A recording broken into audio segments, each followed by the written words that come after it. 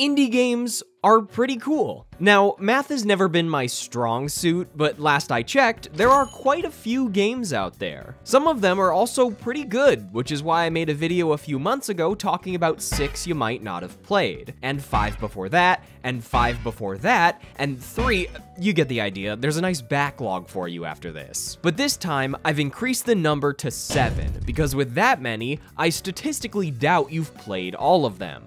But if you have, by all means, leave a snarky comment. I really appreciate Man, those. this guy never shuts up. It's my turn. Let me tell you about the sponsor of today's video, Opera GX. Opera GX is looking to make your web browsing experience feel like this. Pretty cool, right? Almost as cool as Opera GX's forced dark mode, so you don't get blinded by Wikipedia at 2 AM. With the GX mods feature, you can download tons of free themes to customize just about every part of your browser's aesthetic. I'm talking colors, wallpapers, sounds for tabs and sounds for typing, custom background music. You can even mix and match or create your own. How about Persona 3 wallpaper with Persona 4 music? Bold choice. I know you're looking for the smoothest gaming experience possible, but some browsers are out here hogging more resources than a flock of pigs at the trough. With the GX control feature, you can set limits on CPU and RAM, so you don't have to close any of those important tabs you just opened. Plus, you can import everything over from your previous browser, no sweat. I think that was a new world record. Did you just do another ad read while I was gone?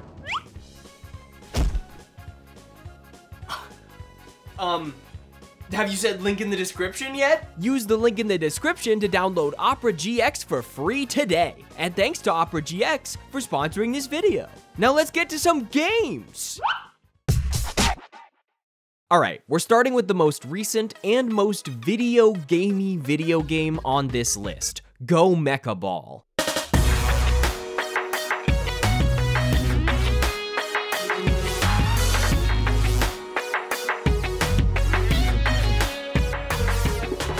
Twin stick arcade shooter meets roguelike meets fucking pinball. I don't know of very many ball type games. The gameplay is super simple and super duper satisfying. Roll around each room shooting a variety of weapons while repeatedly turning into a ball that can boost into enemies to deal damage and cancel their attacks. Each area is designed as a perfect little playground to utilize your spherical nature. Bounce pads, pinball bumpers, fans, boosts, and ramps to facilitate incredibly fast-paced, hectic combat where the guns mean nothing if you aren't balling.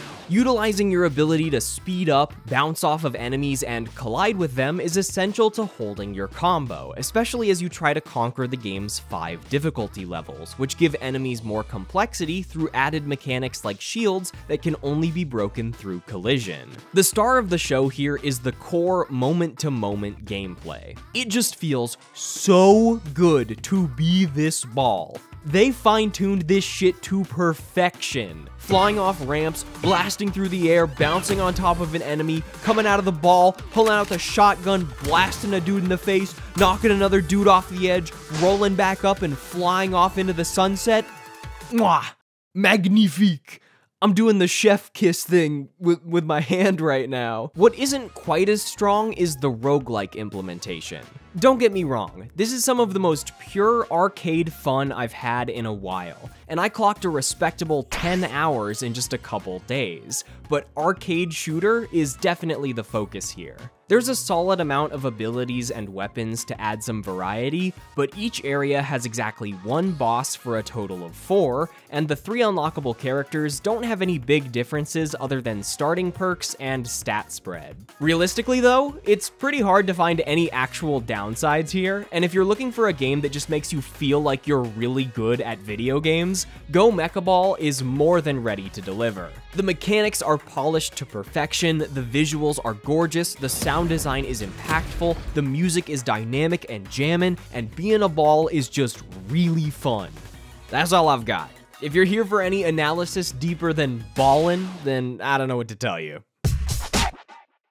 Laika Aged Through Blood is a self-proclaimed Motorvania. a Metroidvania on a motorcycle, where you play as a mother coyote defending her daughter and tribe from an army of warmongering birds. As an artistic experience, every aspect from visuals to audio to writing is incredibly compelling. A gorgeous art style of cute, brightly colored animals serves as a stark contrast to the game's bleak post-apocalyptic world, with a gameplay loop of shooting birds, watching their blood splatter all over Laika and her bike mid-flip as she collects their guts to use as currency.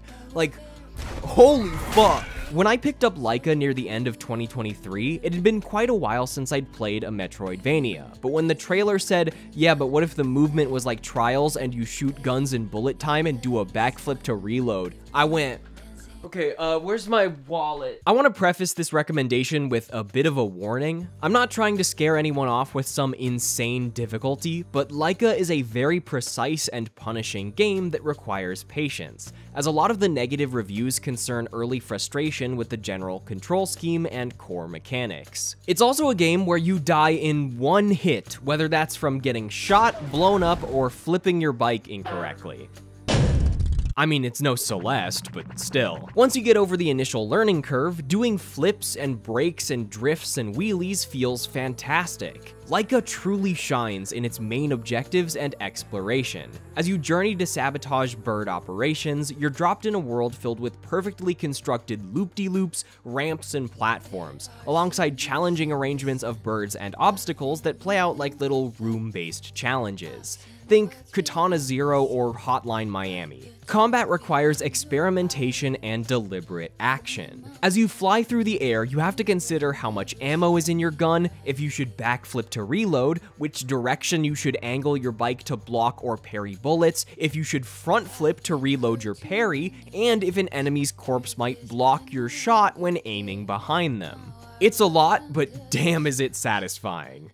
Unfortunately, the place where I feel the game falters most is in its Metroidvania elements, which is a shame considering it's one of the biggest selling points. Outside of the few side quests involving Laika's mother, which feel so important that I wish they were part of the main story, almost none of the additional content felt worth doing. 90% of side quests involve fetching an item or playing telephone between two characters, with the rewards being crafting materials I had way too many of by the end of the game. Re-exploring the world doesn't feel as new or exciting as it often can in other Metroidvanias because there are only a couple major abilities unlocked across the entire playthrough, the main one being a shotgun that can double as an extra jump of sorts. Plus, the game's intensity can also be a drawback. Since riding the bike and killing enemies requires constant precision, backtracking can become a bit of a pain, especially with how the fast travel points are placed. While I did find myself enjoying the stories of the town's residents, I lost interest in completing many of their quests in favor of simply finishing the game. However, the area where Laika shines brightest is in its aesthetic. It doesn't look to hold anything back and uses its time to tell a dark and violent story about the horrors of war, cycles of oppression, and realities of womanhood, backed by an absolutely beautiful soundtrack by Baikoli that serves as one of the standouts of the entire game. As you explore the map, you'll slowly expand your collection of mellow, haunting vocal tracks that create just a vibe when paired with the brutal gameplay of tearing through birds with shotguns and rocket launchers. I wanna go slower, wanting to forget about what's fair, about the whys and the wheres, slower.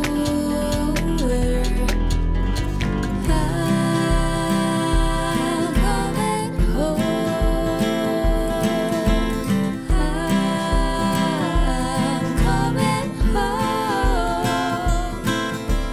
In short, despite a few minor holdups, Laika was one of the best indie games I played last year, and it has an incredibly bold vision that I don't see all that often, so definitely give it a shot if any of this caught your attention. I want to also end this review with a little note about how I write these videos. I tend to get nervous that straying too far into explaining my gripes with a game will make this Indie Games You Should Try series feel less like wholehearted suggestions and more like critical reviews. but I definitely play more than my fair share of games, and when something makes it into one of these videos, it truly means I enjoyed it, and my criticism comes from a place of genuine care. I hope the ideas I present serve as an interesting addition or consideration to an otherwise one-dimensional recommendation, rather than scaring people away from trying a new experience. Because, let's face it, the only perfect game is Rumbleverse, and you can't disprove me, because it doesn't exist anymore! Bullet hells are sick as hell. I'm not good at real bullet hell games, can't even beat the second level of Ikaruga, but I love them anyway. They're games that require such precise analysis and memorization of hectic situations that they become almost relaxing in their transcendence of the gamer plane. But while a lot of bullet hells are about memorizing the same fights or levels and perfecting them, what if we added a bit of randomness into the mix? And by a bit, I mean a lot, because the void reigns upon her heart is a roguelike, baby! Wait, hang on, I'm still looking for my wallet.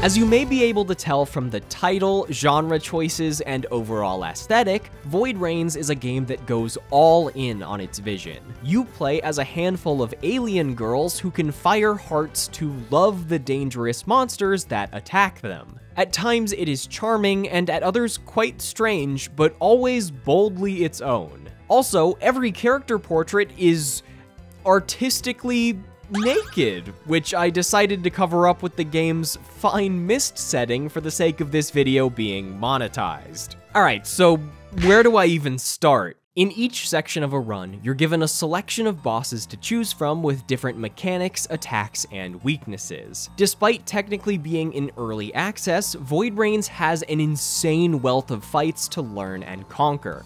I'm talking over 100 since the game's most recent update. What elevates these fights even further is the leveling system. Based on the difficulty of your run, the bosses will have different levels, which changes the intensity of their attacks and can even add additional mechanics. It's really neat being introduced to a boss at level 1 and going, oh, that's not too bad, and then fighting them later at level 12 and going, oh, that shit I said back there?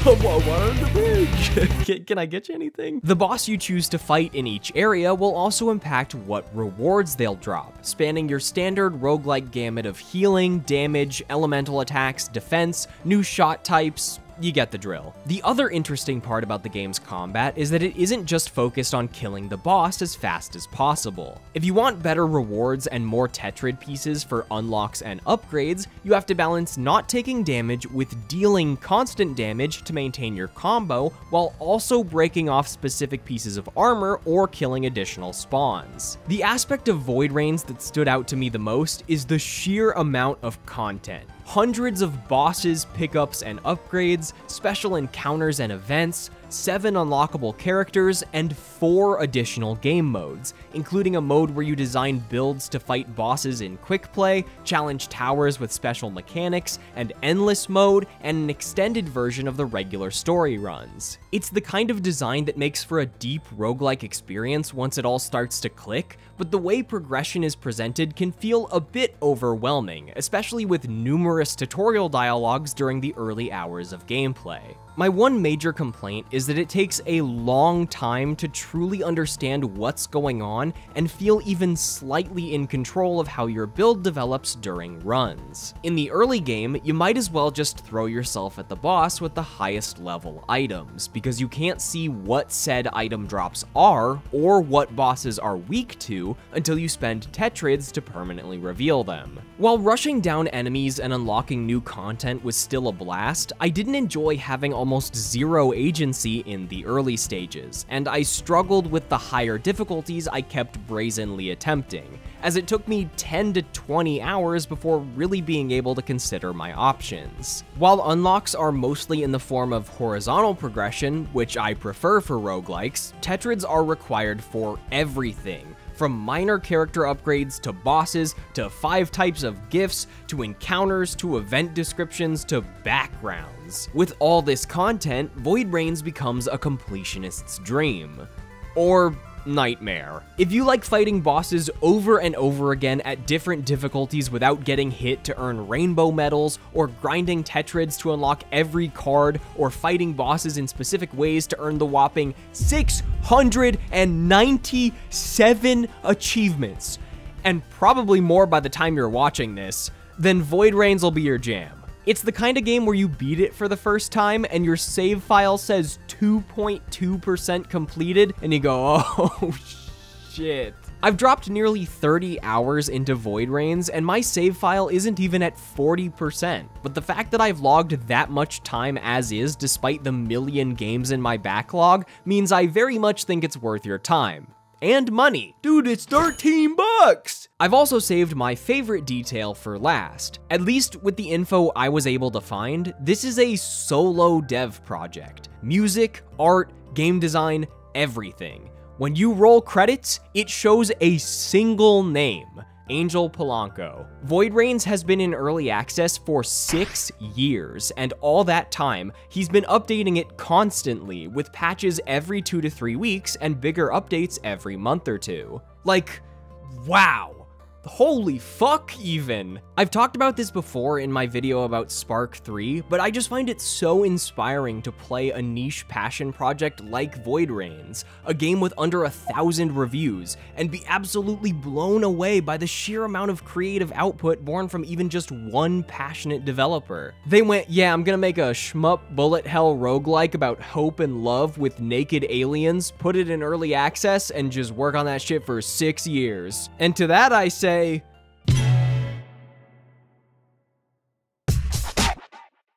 you want a unique string of words? How about psychedelic bullet heaven breakcore roguelike with a surreal transhumanist horror story straight out of an RPG Maker game priced at $5? Did that wake you up?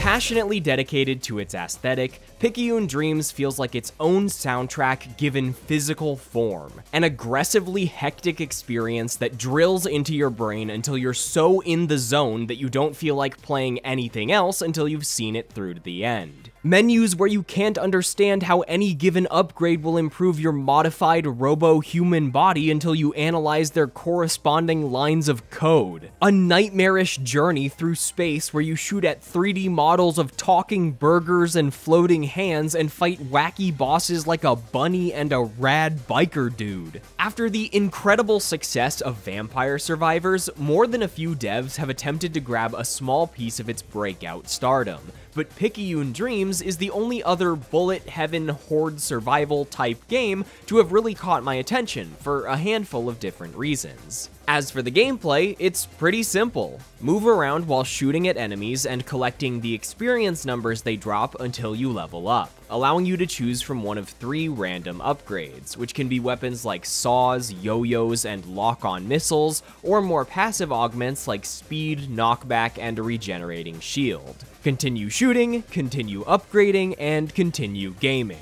Every 5-ish minutes, you'll be confronted by a boss as they engage you in a bullet hell barrage where you try to survive against one very strong enemy rather than hundreds of tiny ones. Each boss has unique mechanics and bullet patterns that demand quick thinking if you want to survive. Which, at first, you might not. Thankfully, there's a permanent progression system that helps add variety to further attempts, and I do enjoy this skill tree being a lot more situational than your usual vertical progression. Instead of flat upgrades like damage, health, and money, you can repeatedly respec your limited skill points to experiment with different builds, from crit damage explosions and status effects, to re-rolling health pickups or dealing extra damage while standing still. However, I don't feel like the core builds manage to stack up to something like the evolution system in Vampire Survivors. After experimenting with every upgrade and trying out a handful of combinations, I quickly discovered a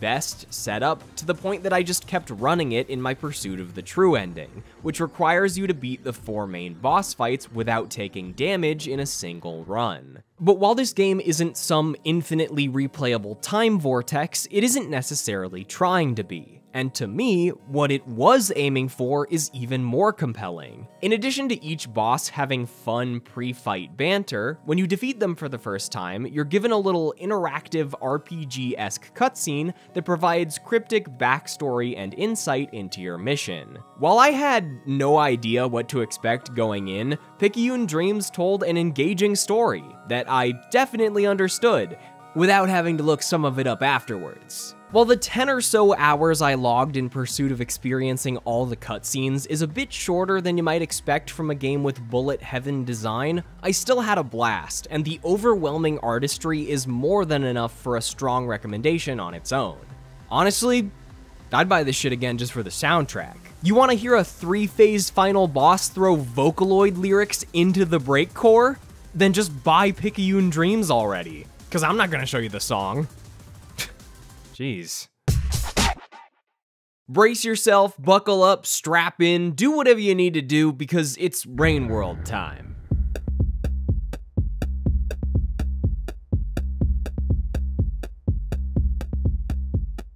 Rain World is a 2D platformer where you play as a slug cat, a small but agile creature struggling to survive in a hostile mechanical world. The game teaches you very little, as in the basic controls and how to rest in hideouts after eating food, and the rest is up to you. What to eat, what to avoid, where to go. While there are subtle hints scattered across the map, Rain World is not a game with a clear objective. Make one wrong turn while trying to follow the game's cryptic hints, or simply in the pursuit of non-linear exploration, like I did, and you might find yourself lost in what feels like an impossible series of challenges and dead ends. Early on, I was talking to some friends who had already beaten the game, and I said, yeah, I'm in the chimney canopy, got there from the industrial complex, and I'm gonna climb the wall next. And they fucking laughed at me. Rain World's unusually cryptic exploration, paired with its dynamic regions that can range from serene to bullshit unfair, is not a common experience in the world of video games, which is why it can be such a tricky game to discuss and recommend. Rain World was an experience unlike anything I've ever played,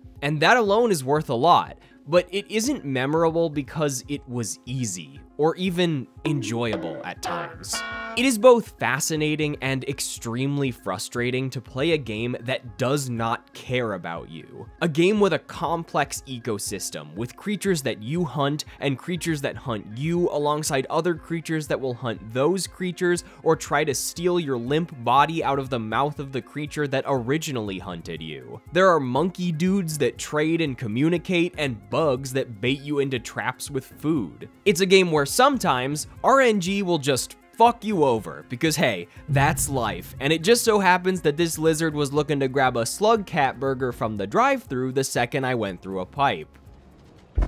Oh my god. Upon looking back, much of what makes Rain World feel rewarding is the constant sense of discovery as you explore, rather than measurable progress towards a goal. How to efficiently gather food in each new area, how to escape an enemy using the various plants and objects at your disposal, or how to look and listen for threats before it's too late. You can't just gun it through the story of Rain World. You have to develop an understanding of the world around you. Over the past couple years, I've given Rain World a shot for an hour or two, but never really stuck with it until now. It is a trial you have to want to understand, and a lot of the frustration during my playthrough came from the weight of expectations I felt after my friends gave it such glowing reviews. I tried powering through the confusion and deaths to find what makes the game so good.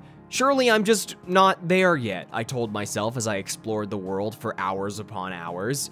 And then, at a point, sure, might have been 10 or 15 hours in, but better late than never, I realized I was in the midst of what I was searching for. I noticed the stunning artistry of every area I explored. Visuals of rusted machinery against a wide open sky, wildlife thriving even in the bleakest conditions, paired with a hauntingly quiet soundscape that gives an almost meditative quality to the calmer moments of exploration. I wasn't struggling to get to an experience. The survival, the journey, the backtracking, the failures, the atmosphere, and the struggle itself We're all part of the experience. You know how we usually say, "I beat the game" when we finish something? Well, the difference between most games and Rain World is that while most games are carefully nudging you towards the finish line, Rain World is a game that has no problem kicking you into the dirt. When I beat it, I really felt like I beat it. I think a healthy dose of frustration is another piece of what makes the experience feel so unique.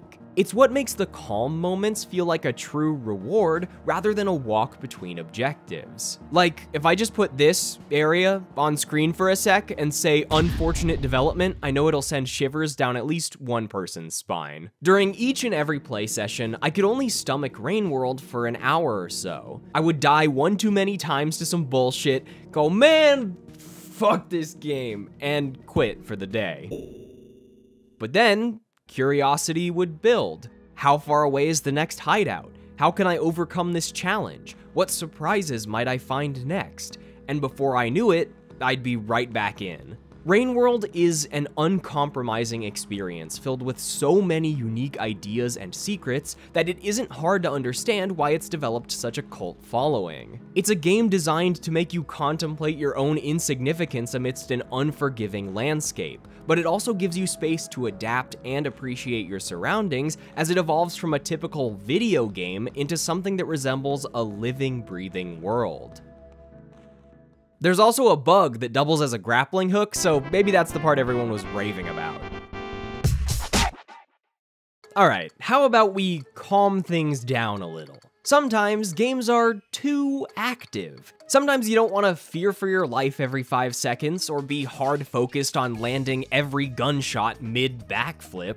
Sometimes you just want to click on some stuff. The Gnorp Apologue is a lovely little idle clicker strategy game that gives me a faint glimpse of what CoComelon feels like for the developing brain of an infant. The plan is simple. The Gnorps want to break the rock. Click on the rock to break off shards, and click on them again to move them into the collection zone to use as currency. But repeatedly clicking on stuff is lame. Let's build some houses for the Gnorps and put them to work as rock slammers and shard collectors to do the job for you. Once things get rolling, you'll start unlocking all sorts of buildings and Gnorp specializations, along with a slew of upgrades to maximize damage and collection. As you deal enough damage to the rock, it will compress, making the shards more valuable and the next compression event more difficult, to which you can respond by resetting your progress to earn talent points, unlocking additional traits that further Gnorp the shit out of the rock. This isn't a game that simply progresses from being left running in the background for hundreds of hours. There's a surprising level of depth that requires strategizing and combining the right synergies and talents for prime optimization. You might start with slammers and collectors, but you will quickly discover the might of time-traveling bombers, explosive Gatling guns, ice arrows, Xynorps, and rockets. And I mean a lot of rockets, like a lot of them. For the true enthusiasts, once you beat the game, you can also try your hand at speedrun mode, where your strategies will have to be further refined to reach the end as soon as possible. The Gnorp Apologue is so simple and enjoyable that there isn't really anything else to say. I love watching these little dudes go to work, and maybe you will too. When people talk about the greatest indie games of all time, there are a handful of usual suspects: Celeste, Hollow Knight, Hades, Outer Wilds, but I'd like to add another that not as many people have heard of: CrossCode, because it's really good.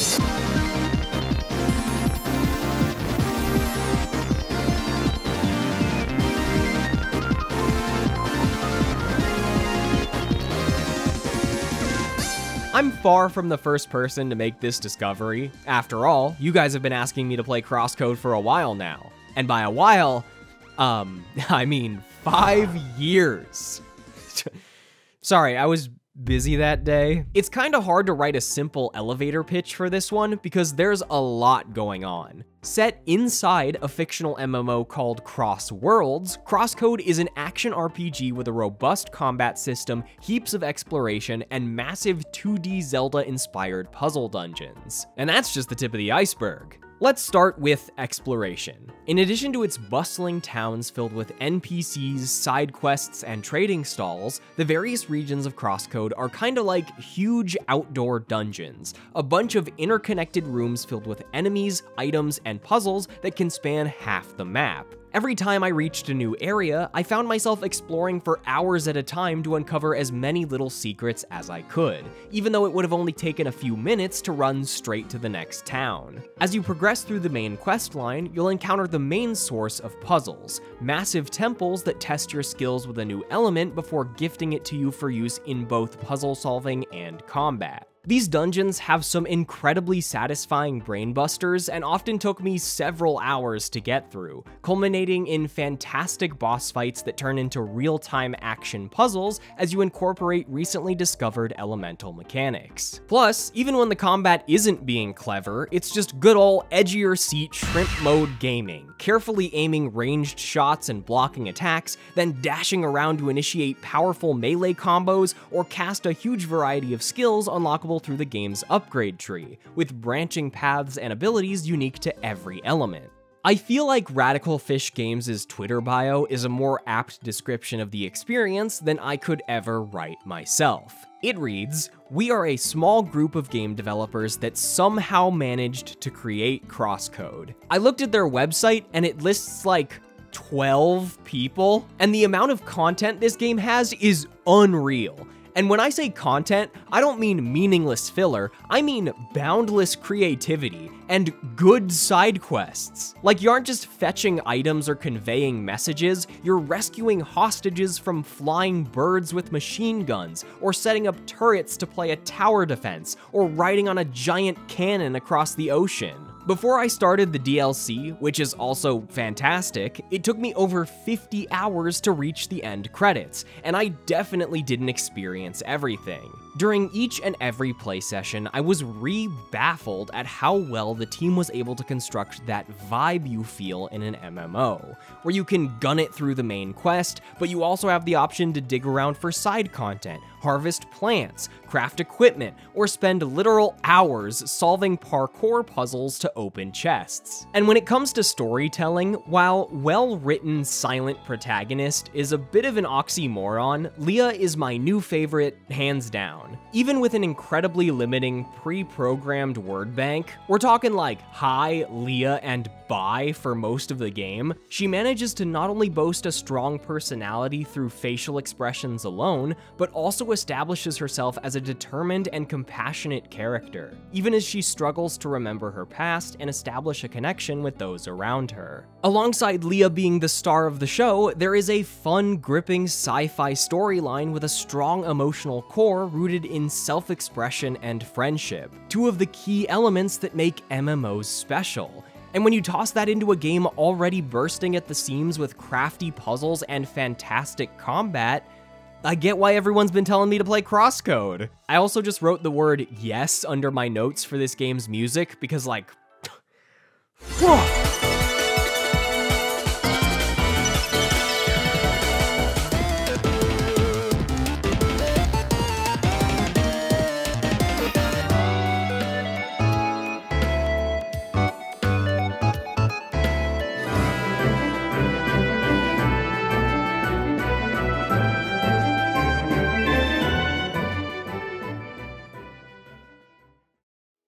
as is fitting for the role of an MMO, there is something deeply human about CrossCode. Not just in the Herculean effort of its development team, or in its strong theme of human connection, but in every detail of its world. CrossCode never forgets its inspirations, and it understands that the massively multiplayer part is what gives these games life. So even though you're the only one actually playing CrossCode, it never really feels that way. There's an invisible feeling that shifts based on whether or not you're questing alone or with friends. A slight sadness when your party members log out, or a smile when you get a call from them while you're racing through a dungeon. Everywhere you go, there are players jumping, exploring, chatting, or just taking in the sights together, and the result is something really special. All right, that's 7 indie games recommended. What are you gonna do now? Patiently wait until I put out another video where I recommend 8 indie games?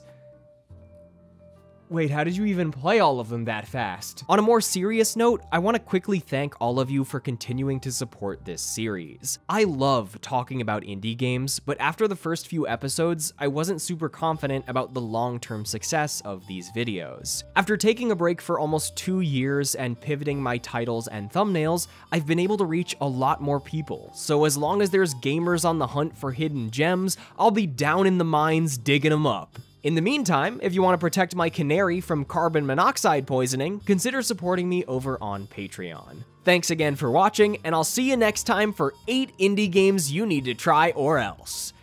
Actually, is that too many?